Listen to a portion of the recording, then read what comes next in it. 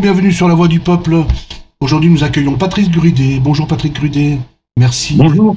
merci d'être avec nous. Patrick Grudet, vous êtes né le 2 juillet 1969 au Mans. À 18 ans, vous faites partie du groupe CGT Grenoble.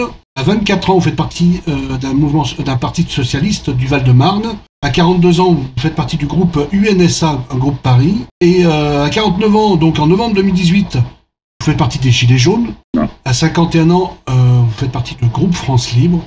Et à 53 ans, donc, vous êtes le fondateur et porte-parole de LDF. Alors LDF, on va en parler, c'est le parti politique que vous avez créé. Vous dites que notre objectif est de sauver la France. Est-ce que vous pourriez expliquer quel est votre plan d'action et stratégie pour sauver la France? Eh bien, déjà dans un premier temps, nous essayons bien sûr par tous les moyens techniques que nous avons de nous faire connaître.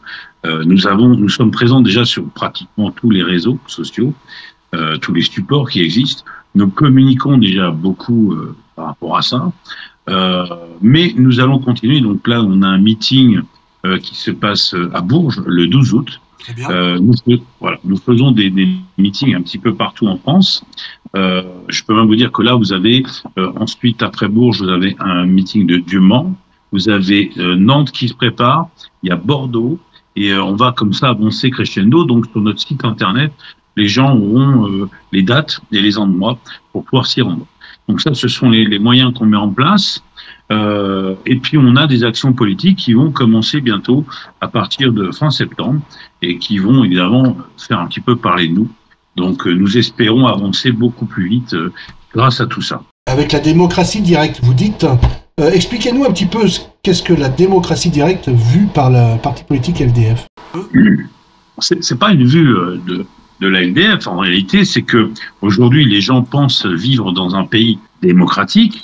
Et en fait, nous ne sommes absolument pas dans un pays démocratique, nous sommes dans un pays semi-démocratique. Semi-démocratique parce que la démocratie se joue uniquement au cœur de l'Assemblée nationale, si toutefois il y a vraiment de la démocratie là-dedans.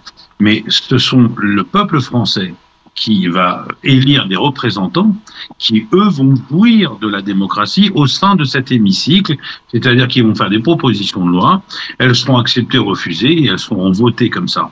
Donc, au sein de l'Assemblée nationale en France, il y a de la démocratie, telle que les Grecs l'avaient inventée à Athènes, la démos krassos, ou par le peuple, dans la même acabit, parce que Athènes, à cette époque-là, refusait les étrangers, les gens qui n'avaient pas de travail, les femmes, les personnes âgées, etc., etc.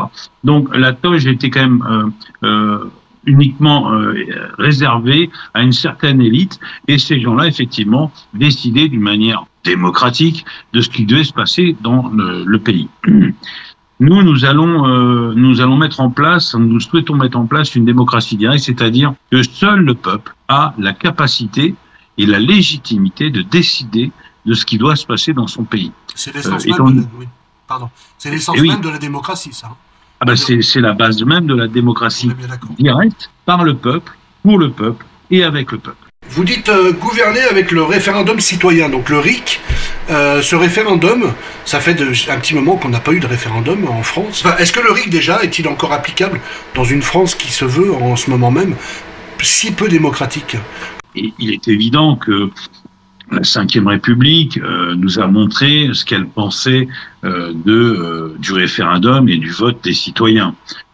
Nous avons encore en mémoire les élections, enfin les votes de 2005, Maastricht, qui a été un nom relativement important, 58%. Et malgré tout, en 2007, nous sommes allés à l'Europe, alors que le peuple français avait clairement dit qu'il ne voulait pas, ce qui est d'ailleurs une entorse à la Constitution, mais on y est allé quand même. Donc je veux bien comprendre que le peuple français aujourd'hui peut être un petit peu, comment dirais-je, sur la réserve quand on parle de référendum, mais là nous parlons d'un référendum directif et non pas consultatif, qui n'est pas la même chose. Le seul pays en Europe actuellement qui utilise ce système, c'est la Suisse, donc qui fait pas partie de l'Europe évidemment, mais qui est à côté de chez nous et qui systématiquement se sert du référendum citoyen pour demander l'avis de ses concitoyens, systématiquement pour tout et n'importe quoi, puisqu'ils ont été quand même jusqu'à demander par référendum la couleur des poubelles. Ça peut paraître évidemment excessif, mais moi je suis pour une France plutôt excessive dans ce sens-là que l'inverse. Alors, vous allez apporter des modifications de base, vous dites, des modifications sur, évidemment, sur l'ensemble du gouvernement. Et là, notamment, on va parler de santé. Alors, justement, au niveau santé, on a vu l'épisode de la pandémie, etc., la malgestion de la pandémie sous la présidence d'Emmanuel Macron, sur le premier quinquennat, notamment. Est-ce que vous pouvez développer, s'il vous plaît, quelques points d'amélioration et de réforme sur les objectifs santé en France? Selon vous, qu'est-ce qu'il faut changer? Qu'est-ce qu'il faut réhabiliter? Depuis François Mitterrand, on fait une très très lourde erreur en matière de politique de santé. En effet, depuis François Mitterrand, ils n'ont fait que réduire le nombre de lits. Et comme vous le savez, réduire un lit veut dire une réduction en fait du personnel qui s'occupe de ces lits. Donc en réalité, le problème, c'est pas qu'on enlève des lits. La réalité, c'est qu'on a de moins en moins de personnel. Et comme le nombre de lits dépend pour une équipe, si l'équipe disparaît, les lits disparaissent avec. Donc en réalité, depuis François Mitterrand, nous avons recensé la perte nette d'1 163 000 fonctionnaires, toute administration confondue, bien sûr, et donc par conséquent, les hôpitaux publics qui en font partie ont vu effectivement beaucoup d'employés disparaître. Il est évident que la première chose qui est à faire, c'est ça, parce que les gens qui pâtissent de ce manque de personnel sont les usagers, en premier. C'est-à-dire qu'aujourd'hui, force de constater que nous avons eu des cas de gens qui sont morts aux urgences, dans les couloirs, sur des civières, parce que justement, nous n'avons pas le personnel. On ne peut pas incriminer le personnel de santé qui y est pour rien. C'est juste parce qu'il manque des bras. Clairement, un sous-effectif au niveau de la santé. Alors, selon vous, ça viendrait de quoi, ce sous-effectif? Ça viendrait de quoi? C'est une question de budget, parce que... Ou alors c'est une malgestion, finalement? Ou les deux? Non, c'est une mauvaise gestion, parce que on fait croire depuis pas mal de temps que, en gros, il faut faire des économies sur toute l'administration française pour faire plaisir aux Français, puisque souvent on a entendu dire, on entend les sobriquets comme quoi les fonctionnaires sont des feignants, que ça ne travaille pas, que... Voilà. Mais aujourd'hui, vous avez 1 163 000 fonctionnaires de moins et vous n'avez affaire qu'à des systèmes informatiques qui répondent ou pas à vos questions et qui ne gèrent absolument rien pour vous. Donc, vous n'avez plus en face de vous personne qui est là pour répondre à vos questions, aux interrogations que vous vous posez. Aujourd'hui, vous n'avez le droit qu'à des systèmes informatiques sur vos ordinateurs ou vos téléphones. Donc, on en est là aujourd'hui.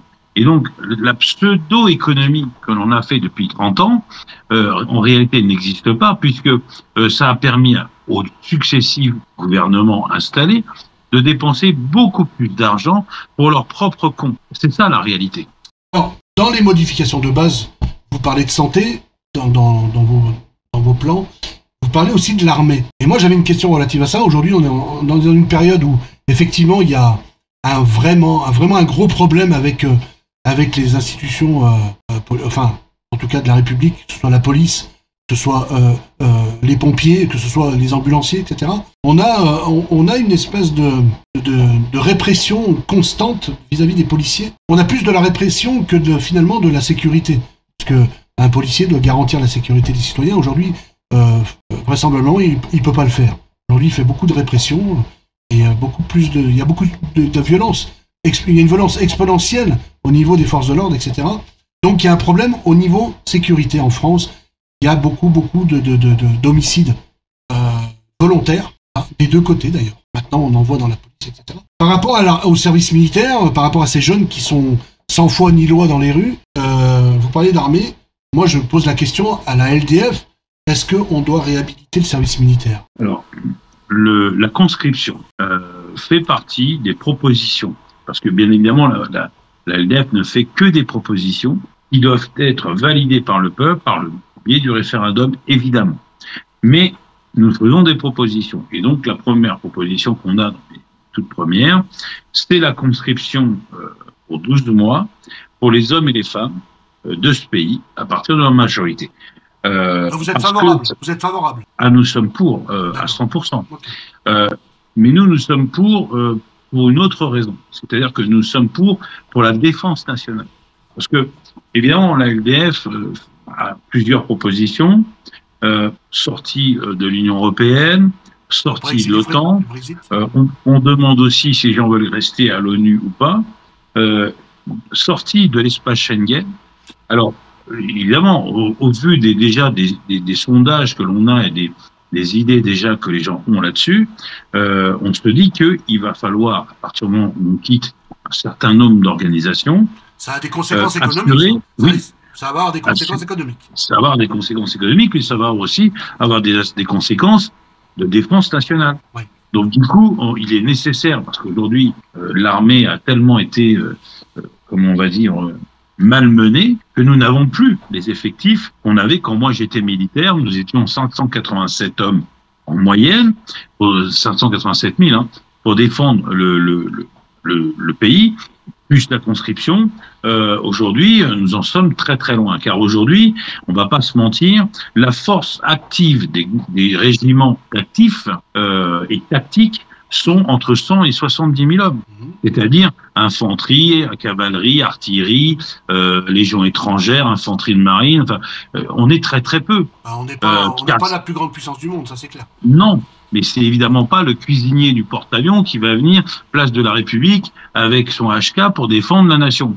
Donc c'est pour ça que c'est très très ennuyeux, parce que dans les 1 163 000 fonctionnaires que nous avons perdus, nous avons perdu 400 000 hommes en matière d'armée. Et ça, c'est énorme. Donc évidemment, c'est quelque chose qu'on aimerait remettre bien sûr en place. Et pour ça, effectivement, on a des propositions à faire aux gens. Je pense que les Français suivront ça, parce que pour moi, c'est un projet qui tient la route et qui a tout son sens. Voilà, c'est ça.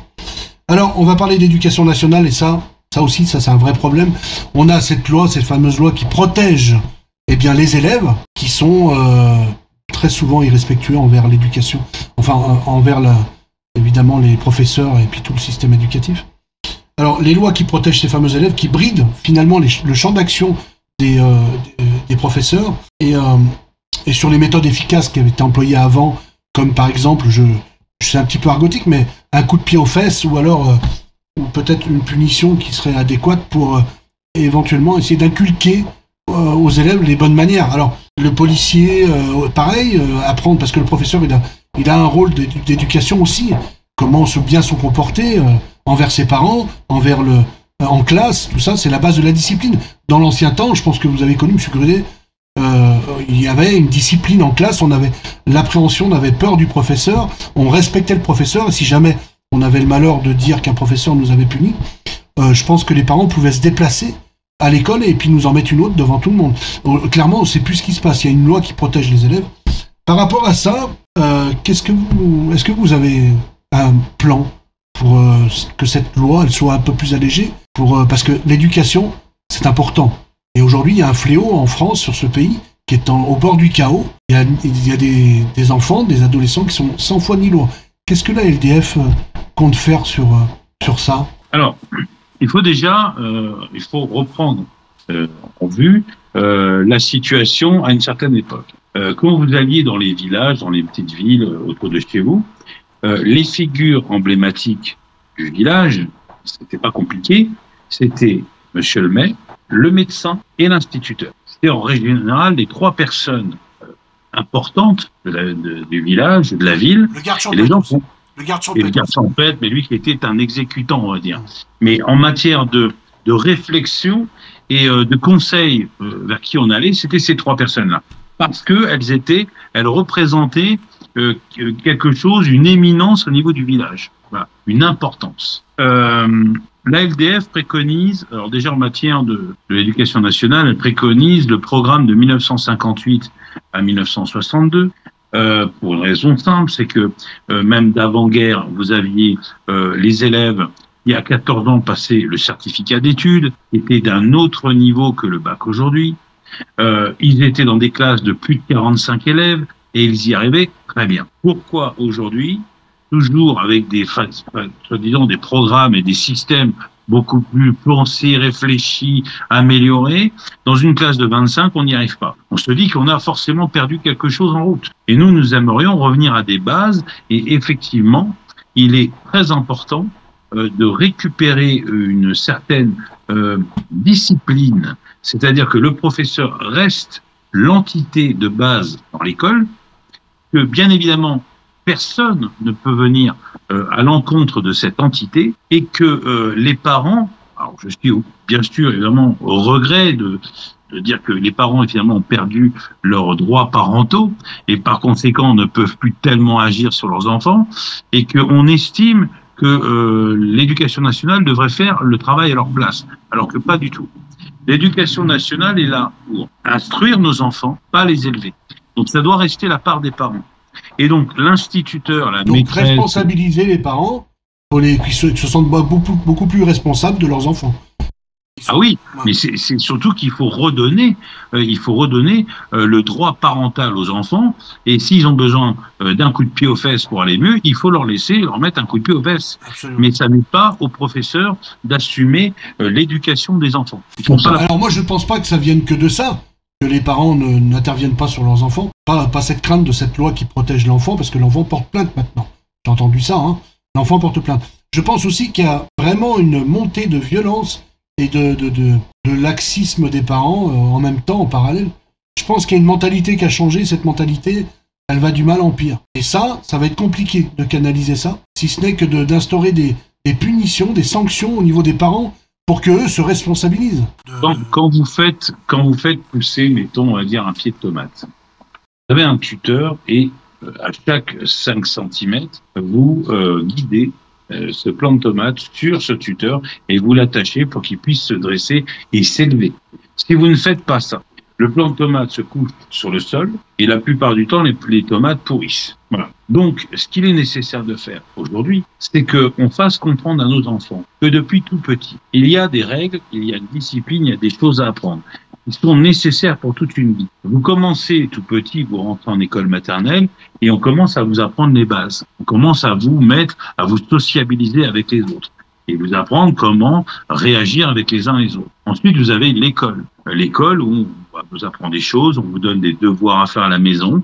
Donc, c'est une certaine responsabilité et vous enquillez là-dedans. Et vous montez comme ça crescendo jusqu'au jour où vous avez votre diplôme, vous devenez majeur et là, vous allez au service militaire. Ce qui est le point final, en fait, on va dire entre guillemets, de votre apprentissage dans la vie. Une fois que vous sortez de ce service militaire, vous êtes prêt. Alors, dans le temps, je me souviens que les vieux disaient qu'un homme devait normalement avoir fait ses études, avoir son diplôme, avoir fait l'armée, avoir un travail et après, il peut éventuellement penser à fonder un foyer. C'était comme ça que ça se passait.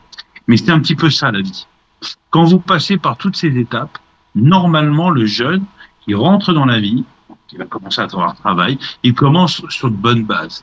Il a des règles qu'on lui a apprises. Aujourd'hui, malheureusement, toutes ces règles, tout au long de sa jeunesse, ont été enlevées, spoliées, modifiées, tronquées. Et c'est sûr qu'il arrive à 18 ans, bon, il n'a plus de service militaire, selon l'endroit où il se trouve, il est complètement à la dérive. Et en plus, il n'y a plus personne pour lui serrer la vis. Donc, je pense que notre mal, aujourd'hui, vient de là. Et je pense qu'il est nécessaire de remettre les choses d'aplomb pour que nous puissions vivre enfin en harmonie. C'est surtout ça. Alors, Patrice Grudet, on va parler maintenant d'économie. En France, la France, en 2023, a réalisé une recette fiscale de 1,6 milliard d'euros. Comment vous expliquez une telle somme imposée aux Français, finalement? Comment vous pouvez expliquer ça? Et selon la LDF, est-ce que vous ne pensez pas que c'est un peu excessif, toutes ces taxes comme ça? Est-ce que c'est nécessaire? Qu'est-ce que vous allez faire de mieux par rapport à ça, vous, d'ailleurs? Alors non, bien sûr qu'il y a des choses qui sont modifiables. Et d'ailleurs, à toutes les personnes qui auront la bonne idée d'aller sur notre site, donc groupe-du6ldf.fr, vous verrez que déjà... On mettra le lien dans la description de la vidéo. Voilà. Vous aurez bien sûr la possibilité de télécharger notre ligne politique, mais vous aurez aussi la possibilité de télécharger notre budget, qui est très important. Et vous allez vous apercevoir que nous n'avons pas forcément besoin d'avoir énormément d'impôts en France, mais quand vous avez déjà une oligarchie qui est au-dessus de nous coûte déjà 26 milliards par an. C'est ce qui ça nous coûte. Quand vous voyez que, par exemple, sur cette simple année, nous sommes montés à moins 330 milliards de déficit sur notre résultat de 2023, alors que nous arrivons à un excédent de 56 milliards, vous vous dites, oui, il y a réellement beaucoup d'argent qui sont dépensés, et cet argent, il faut bien que quelqu'un le paye. Donc, évidemment, ce sont les Français. Nous avons parlé il y a quelques jours de ça, nous avons amené un scoop, grâce à quelqu'un de chez nous qui se trouve à la frontière roumaine et ukrainienne. Nous avons montré les vidéos et les photos de camions, donc beaucoup de camions, qui font la queue transit, oui. En Roumanie, qui récupèrent du gasoil, de l'essence, que vous voulez, et repartent par la Moldavie jusqu'en Ukraine, et c'est ce que vous payez depuis plus d'un an. Alors ça, c'est des rames. Alors là, il y a à peu près une cinquantaine de rames, une rame de 50 camions. Chaque camion a combien de 45 000 litres? 41 000 litres. 41 000 litres. On avoisine les 100 000 euros là par camion, non? Bah oui, Donc une rame de 50 camions, 100 000 euros multipliés par 50 par jour, d'accord? Et ça dure depuis pratiquement un an. Voilà. Donc c'est pour ça que votre essence, malgré que le baril soit toujours à 77 $ le baril, ça ne change pas. Les 17 centimes de plus que vous avez encore pris récemment, ça ne baissera pas parce que il faut bien que cet argent, cette essence qui est donnée aux Ukrainiens, il faut bien que quelqu'un la paye. Donc évidemment, c'est sûr qu'on ne peut pas s'en sortir en faisant comme ça. Sachant que la France, en ce moment, est dans une situation économique plutôt moyenne, très très moyenne. Je pense qu'on va vers un crash aussi énergétique, puisque on a des problèmes avec l'Afrique. L'uranium va plus être possible. On va plus pouvoir récupérer de l'uranium. Et je pense qu'il y a une alternative. Vous allez l'expliquer, Patrice? Oui. Alors déjà, il ne faut pas trop s'alarmer non plus, parce que la France déjà a plus de 10 ans de stock en matière d'uranium, donc c'est pas trop le souci. Et d'ici 10 ans, on verra ce qui se passera. On aura certainement autre chose. Mais les chercheurs français, en ce moment, sont en train de réfléchir à un nouveau système avec un cœur de centrale à base de thorium. Le thorium est un minerai que l'on trouve partout en France et qu'on pourra donc extraire. Il faudra très peu de produits pour multiplier et avoir une centrale qui développe beaucoup plus d'énergie que ce qu'on a aujourd'hui avec une centrale EPR nouvelle génération, dont les brevets, je vous rappelle, ont été vendus par notre chef de l'État aux États-Unis. De toute façon, nous n'avons plus la main là-dessus. Donc c'est pour ça que je ne vais pas être défaitiste, je vais être plutôt optimiste là-dessus, parce que nous avons encore des alternatives, évidemment, à condition que notre gouvernement ne vende pas encore les brevets à quelqu'un d'autre. Oui, comme Alstom, par exemple, qui a été vendu aux Américains et qui était une pièce maîtresse de la structure énergétique en France. Par exemple. C'était vachement important. Patrice, on va parler d'emploi. Ne pensez-vous pas, plutôt vous, Patrice, que la France, dans sa politique, notamment dans celle de Macron, a fabriqué des chômeurs en vendant des grosses sociétés, déjà des entreprises, et aussi en favorisant l'importation de matières premières? Alors, depuis Nicolas Sarkozy, nous avons une baisse essentielle de l'industrie française, parce qu'évidemment, tout a commencé à être démonté petit à petit, morceau par morceau. On essaie de nous faire croire, on nous a fait croire que automatiser les entreprises était un gain de temps, un gain d'énergie, un gain de rentabilité, et effectivement, oui, de rentabilité, absolument. C'est-à-dire que les entreprises ont gagné beaucoup d'argent, mais par contre, effectivement, il y a eu beaucoup de personnes qui ont perdu leur emploi. Aujourd'hui, on ne va pas se mentir. La France, même si on vous dit qu'il suffit de traverser la rue, c'est un emploi pour 15 chômeurs. Et vous pouvez traverser toutes les rues que vous voulez, il y aura toujours un emploi pour 15 chômeurs. Partant du principe que certains de ces emplois sont des emplois en plus spécifiques, donc ils ne correspondent pas à tout le monde. Je vais vous donner un exemple simple. Tous ceux qui sont dans les métiers de bouche savent que si vous voulez, mettons, monter une entreprise, il vous faut votre diplôme. Donc un coiffeur ne peut pas faire boulanger. Donc vous voyez qu'il y a des choses qui sont quand même très spécifiques en France. Nous n'aidons pas l'apprentissage, donc ce qui fait que nous avons beaucoup moins de gens qualifiés qui arrivent sur le marché, et tout a été fait dans ce sens-là. Donc oui, il est évident que pour l'avenir, les choses vont être très très compliquées et que les gouvernements successifs n'ont rien fait pour arranger ça. Au contraire, alors aujourd'hui, avec du recul, ils vont vous expliquer que, évidemment, ça n'est pas de leur faute, que c'est la crise mondiale, internationale, qui fait qu'on en est là, européenne, que d'autres pays sont moins bien lotis que nous. Vous savez, c'est un petit peu le système de votre enfant qui rentre à la maison et qui a eu, mettons, un 12 et que vous en guirlandez un petit peu en disant mais pourtant t'as appris ta leçon. Ah oui, mais mon copain Victor, il a eu 10. Mais je me fous de Victor. Ce qui m'intéresse, pourquoi tu me parles pas de Jean-François qui a eu 17? Eh oui, c'est toujours comme ça. Donc ils ont toujours tendance à battre le ballon en touche en expliquant qu'il y a pire ailleurs et qu'eux, ils se sont pas trop mal débrouillés. Mais non, en fait, ils se sont très très mal débrouillés. Ça, c'est une certitude. Alors, pour terminer cette interview, Patrice Grudet, la LDF, au départ, c'était une idée, un souffle et un combat. Alors, la LDF, est-ce le parti politique de demain, déjà? Est-ce que c'est une alternative avec des moyens peut-être plus importants pour renverser ce gouvernement actuel? Si vous tentez que vous vouliez le renverser, évidemment, est-ce que vous êtes capable d'apporter des solutions aux citoyens? Comment convaincre les citoyens? En gros, vous allez synthétiser. Et puis surtout les points forts de la LDF en quelques mots.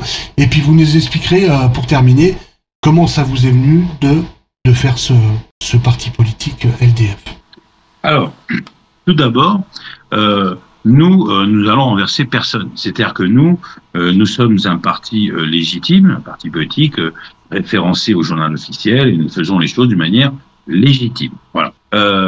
Par contre, nous sommes évidemment, bien sûr, nous sommes des dissidents, car nous ne sommes absolument pas d'accord avec ce qui se passe. Alors, combien de membres, combien de membres à l'LDF, Patrice? Alors, 15 587. On n'a pas refait les comptes, mais enfin, c'est pas mal, mais c'est pas assez. Et au Bureau national, vous êtes combien au Bureau national? Au Bureau national, nous sommes 118, je crois. D'accord. Donc, voilà. Donc, c'est quand même, c'est bien, mais ça pourrait être beaucoup plus que ça. Beaucoup plus que ça. Et justement, nous appelons aux gens à venir se fédérer et même adhérer à la LDF, parce qu'il n'y a que si nous sommes nombreux que nous arriverons à nous faire entendre. Voilà. Il est très important de se faire entendre. Si on ne se fait pas entendre, on n'arrivera pas à avancer. La LDF, c'est le 12e parti politique français officiel, citoyen, d'accord, démocratique. Il faut qu'on entende parler de nous. Donc, il n'y a que si les gens se rassemblent avec nous, nous arriverons à le faire. Bon, nous allons continuer, comme je vous l'ai dit, à faire des meetings, à aller un petit peu partout, se faire entendre. On a des actions politiques qui sont en train de se mettre en place, mais ça n'est pas suffisant. On a besoin de beaucoup plus que ça. Voilà. Ensuite, oui, alors effectivement, cette fameuse phrase, une idée, un espoir, le combat de notre vie, oui, parce que la démocratie, nous estimons que quand les gens comprendront que la démocratie est la seule alternative que la France n'a pas encore essayé, nous avons essayé tout un tas de systèmes de gouvernance, le royalisme, la monarchie constitutionnelle, l'empire, la république, il y en avait plusieurs, la restauration, etc. Mais nous n'avons pas encore été un système démocratique direct. Comme la Suisse l'est, mais elle est politisée et nous ne sommes pas politisés. Donc, nous souhaitons cette chose-là. Comment c'est venu? C'est venu il y a 4 ans de ça, quand je quittais les Gilets jaunes, justement un peu déçu de voir que même ce mouvement, qui au départ était un mouvement de contestation pure, pacifique. Oui, c'est vu à un moment donné, alors je ne parle même pas des représailles qu'il y a eu. Alors c'est arrivé au moment où il y a eu la hausse du pétrole, c'est ça qui a tout déclenché. 1,43 €. Voilà. C'est-à-dire que nous sommes sortis dans la rue parce que le diesel arrivait à 1,43 € et 1,43 € à l'époque, il faut bien comprendre, ça équivalait à 62 € de budget essence en plus pour un foyer spicard. Et c'est pour ça qu'on est sorti. Parce que vous aviez des gens qui avaient peut-être un budget de 100 € alimentaires par mois et ils avaient 62 € en moins. Je ne sais pas si vous voyez le principe. Alors, bien sûr, mais là, par contre, on risque de mettre des Français en colère. Parce que là, ce que vous dites là, monsieur, c'est qu'il y a une corrélation entre cette hausse du pétrole et ce qui se passe en ce moment en Roumanie, là. Ben oui, forcément. Oui, donc, forcément. Il y a quand même Là, il y a un paradoxe c'est un paradoxe, mais dans le mauvais sens, quoi. Mais c'est surtout que je suis en train de vous expliquer que l'essence ne baissera pas à cause de ça, justement. Parce qu'il faut éponger. À l'époque, donc, quand j'ai vu que les Gilets jaunes, il y avait tout un groupe de gens qui voulaient sortir du lot, qui voulaient exister, qui voulaient, voilà. Ces gens-là nous ont un petit peu vendus un peu facilement et un peu rapidement. Et ce mouvement est retombé comme un soufflet. Donc moi, j'ai commencé à réfléchir dans mon coin et chercher ce qui ne fonctionnait pas. C'est vrai que je me suis beaucoup basé sur la Suisse parce que finalement, je me suis dit la Suisse, mais regardez en fait ce système de gouvernance. Ces gens depuis 70 ans, y a-t-il des manifestations chez eux? Y a-t-il des gens qui sont mécontents? Parce que ce sont des politiques cantonales et chaque canton a sa propre politique. Comme en Allemagne d'ailleurs, comme en Allemagne. C'est ça. Et comme nous sommes des régionalistes, c'est-à-dire que nous sommes pour l'autonomie des régions, car nous sommes convaincus que si demain vous rendez l'autonomie à toutes les régions, vous aurez la paix sociale. Alors, en restant un pays comme la France nationale pour être plus fort, mais vous rendez l'autonomie aux régions. C'est la seule chose, déjà parce que un bureaucrate de Paris dans son bureau, ne connaît absolument rien à la culture d'un Martiniquais et d'un Corse ou d'un Alsacien. Et vous comprendrez aisément que ces trois personnes ne vivent pas la même chose de la même façon, n'ont pas la même culture, ne parlent pas la même langue. Donc c'est compliqué. Ouais. C'est compliqué. Ouais. Alors, Patrice Grudet, je vais vous remercier. Notre interview va se terminer, évidemment. Ben, moi de même. On va arrêter un petit peu donc la LDF sur YouTube. Donc je vous mettrai les liens. Donc vous êtes sur YouTube, vous êtes sur TikTok. Vous faites des lives régulièrement sur YouTube, je crois. Alors, pour le moment, on fait des lives le mardi soir sur TikTok, mais je suis pas sûr que ça reste longtemps. Je pense qu'on va préférer Sundit à TikTok parce que TikTok devient très compliqué pour parler là-bas. Ouais. Nous faisons un live le jeudi soir sur YouTube. Donc là, par contre, ça ne changera pas.